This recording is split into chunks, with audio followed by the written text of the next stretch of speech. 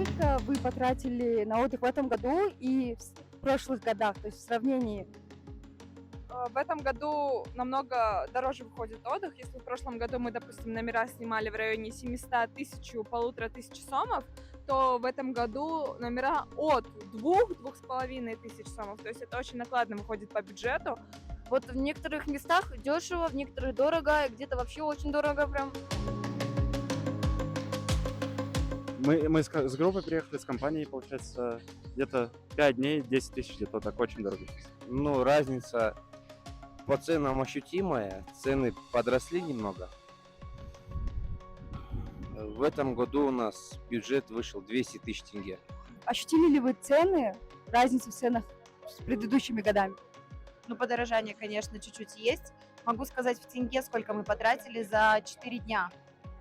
Вот, 270 тысяч тенге. Вместе с проживанием, с питанием, со всякими развлекательными мероприятиями, совсем, в общем. Как по мне, так я такой большой разницы не ощущаю. Я вообще работаю учителем, поэтому у нас как зарплаты не огромные, но вот этот нормальный средний отдых можно себе позволить. В принципе, я такой разницы не вижу. Да, 100-200 долларов предыдущий, 300-400 в этом году. То есть цены взлетели очень сильно. И то говорят, что будет еще выше.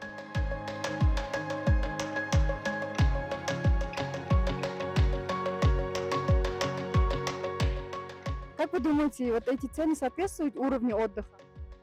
Ну, мне кажется, в некоторых местах да, а в некоторых местах нет.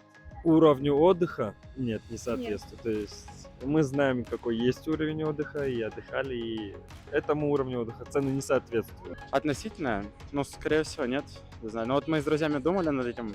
Очень дорого стоят сейчас квартиры относительно прошлого года.